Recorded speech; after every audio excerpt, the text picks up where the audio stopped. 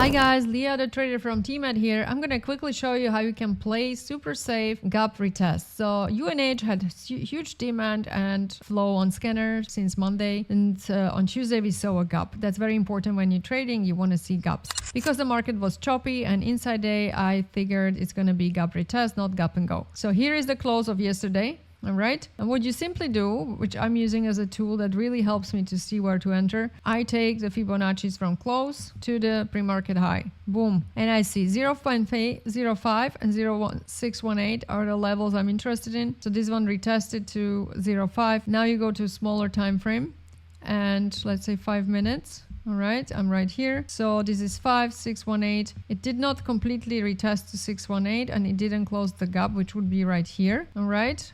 But it did stop. You see buying pressure, boom, next one goes green. You know, okay, we are getting in. And I would personally getting about this candle and about the 10 moving average about there, and I would get in. So now where do I get out? So that's always the thing for traders. To me, day trade, quick day trade, making 2 hours is great. But if you see massive momentum, you want to stay in longer.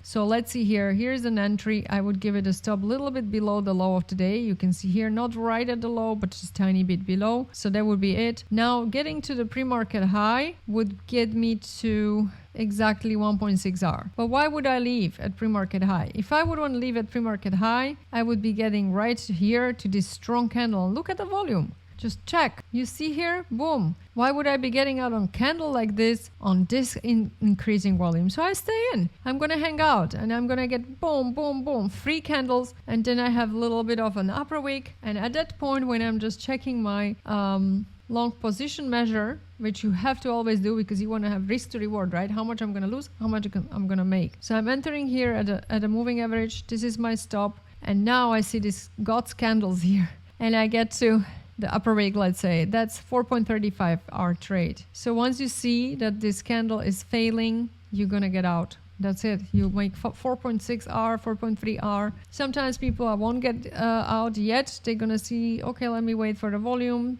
increasing, then you see the candles and then you wait. If you don't get out, guys, here, like around here also, that is stupid because you're giving so much money back. And quite frankly, for day trade, making 3-4 hours is incredible. So it's hard to find those super A+ setups trades. When you find it, write it. I know it sounds easy, but it really is doable to make. You can also increase the stop losses to the pivots and stay in this trade a little bit longer. All right, bye.